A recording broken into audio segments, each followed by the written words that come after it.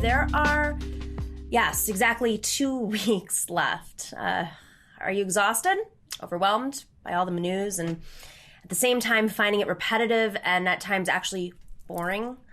Deja vu all over again? Trump trashes reality. Biden hunkers down in Delaware. The virus surges again to astronomical, historic levels. Even the idea of another debate, which is coming on Thursday, seems somehow anticlimactic. I mean, I live for elections and I am bored. So honestly, I'm bored of the pain, bored of the crises. So honestly, this is tough. I, for one, am going stir crazy. If you feel overwhelmed by too much happening, it is because too much is happening. That's how history feels when you are living in it, when you are working through it. So I need to say this. If we lose our focus in these last 2 weeks, we will regret it for years. Progressives are closer than we have been in decades, century, perhaps, to the kind of political upheaval that will, and I hate to say it this way, open the door to our goals. This is why we can't give up. That's why this matters right now. That is what matters at this moment. It does help to remember that a lot of what is going on actually doesn't matter very much or is intentionally meant to distract from what does matter. Trump trashes another CNN correspondent, whatever. Trump says for the umpteenth time he may not accept the election. Pay attention to that because that is what this is about. Fascism doesn't always roll into town on a column of tanks. Sometimes it bores you into apathy with numbing repetition. The news cycle is not a measure of what matters. We know that. Trump gets away with things by saying them so many times at the media, and then the rest of us stop listening. Overturning the election is as big of a threat today as it was the first time he said it. And as we've discussed, the response should be a vote so massive that Trump can't fight it.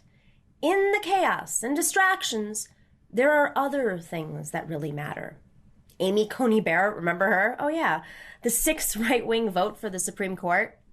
Stopping her confirmation in the Senate is a long shot, but we have to try. We aren't afraid of long shots. Progressivism was a long shot until the day we started winning. Senator Chuck Schumer tried yesterday, because of us, by the way, of our voices, to prevent her confirmation before the election. He moved to adjourn the Senate until after the election. And then he lost. The Republicans are barreling ahead to confirm her by early next week. It's despicable. But the Republicans don't care what we think. They only care if we have the power to stop them. Which brings us to something else, the Senate.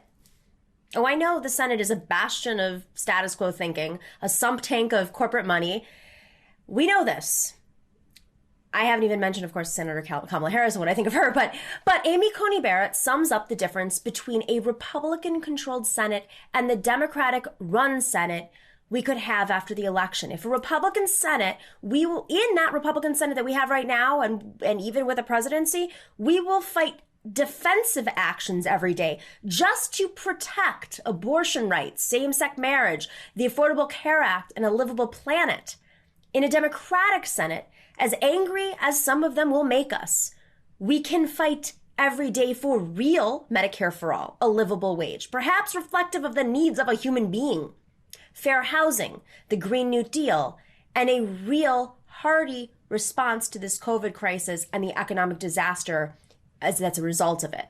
This is through our existing progressive senators in the Senate and pressuring the young opportunistic senators who need progressives to win. I am looking at you, Corey. I am looking at you, Senator Sinema. There is a real difference, and that difference, it's on the ballot right now. So we have to hang in there. As activists we have to find the image that motivates us. Finish strong, play through the buzzer, run through the tape. It ain't over until the fat lady sings or the fat man cries. After all this, we will need a detox. Just hopefully not drinking Clorox. Thanks for watching and listening to The Nomiki Show. But remember to click like and subscribe on YouTube and please share on social media. If you're not already a patron, please join us for as low as $5 a month on patreon.com/The Nomiki Show for early and special content. That investment makes a huge difference. We are not corporate media raking in the dough. It's really you guys that are keeping us going. So please consider being a patron. And to our current patrons, thank you so much. We are incredibly grateful to you. We also now have swag. So check us out on the nomikishow.com to get your mugs, your totes, and your stickers.